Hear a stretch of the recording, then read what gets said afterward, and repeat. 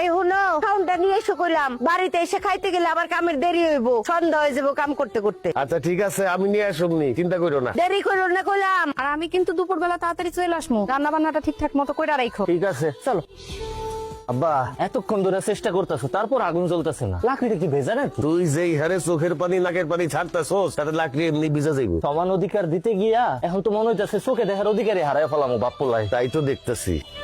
আবার জ্বলছে জ্বলছে জ্বলছে, ধাক্কা দাও লাকড়িটা। জোরে ধাক্কা দাও।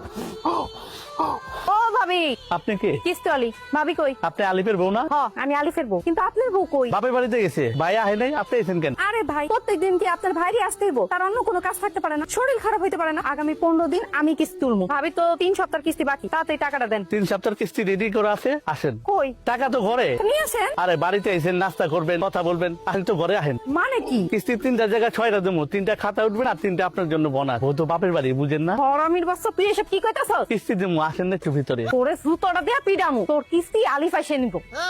6 কিস্তি এক লগে দিতাম কিন্তু। কিরে রান্নার খবর কি? রান্না হইছে? ভাত হইছে? সব ভাত তো হইছে, কিন্তু ছোট্ট একটা সমস্যা হয়ে গেছে। সমস্যা কি হইছে? করছস নাকি? তুই তো সব ভাত ফেলাই দিছস। এখন আমি তোর মাল লেগে কেমনে ভাত নিয়ে যাবো? তাহলে তো দুপুরের মধ্যে খাবার নিয়ে যেতে কইছে। এ আব্বা, আমি তোমার একমাত্র পোলা, ভাতের মার গালতে গিয়ে আমার হাতটা পুড়ে গেছে, সেটা নিয়ে তোমার কোনো চিন্তা নাই। তুমি আসো, মার লেগে কেমনে ভাত লয়ে যাবে সেই চিন্তা লইয়া। তোর মার ভাত যদি আমি সময় মতো না নিয়ে যাই, তুই জানোস আমার খবর করে দিব। বউয়ের শাসন কি জিনিস, বউয়ের যন্ত্রণা কি জিনিস, তুই কি বুঝবি? এমন করে কইতাছো মনে হইতাছে তোমার একারই বউ আছে, আমার বউ নাই। আমি তারে কেমনে খাবার দিব সেটা কও, এটা বুদ্ধি দাও। এক কাম কর, উঠা কি?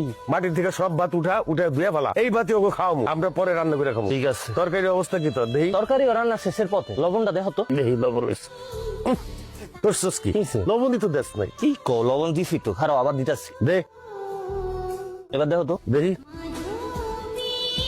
ভয় নাই তো, আরো দে। এবার দেখো, ফুসকেন সব হারাইয়া ফেলাইছো। তুমি তো একই চামচের থেকে বারবার লবণ সাইকা দেখতেছো, লবণটা হইবটা কেমনে? এখান থেকে দেখো, পাতিল থেকে দেখো, দেখো।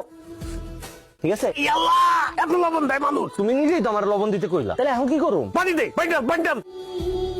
কি করলি তুই? তুই কি এই তরকারির মধ্যে গোসল করবি? এত পানি দেয় কেউ? কি কো আব্বা, তুমি তো আমার পানি ঢালতে কইলা। তোর মার সামনে তো আমি মুখ দেখাইতে পারুম না লজ্জায়। খালি মার কথা লয়ে আইছো, আমি আমার বউয়ের সামনে কেমনে মুখ দেখাম? মারে আমি বুঝাই রাখবো, তুমি চিন্তা করো না। কি আর করবি? এগুলাই দিয়া দে, এগুলা লয়ে যাই। আল্লাহ জানে আজকে কি কবলে আছে। এটাই লয়ে যাও, যা আছে কপালে। হে বলা বেগম, আসো খাইয়া দাও, আসো আসো। এ বিকাল বাজে 4টা, তুমি এত করে খাও না? একটু দেরি হয়ে গেল, কি করুম কও? খাও।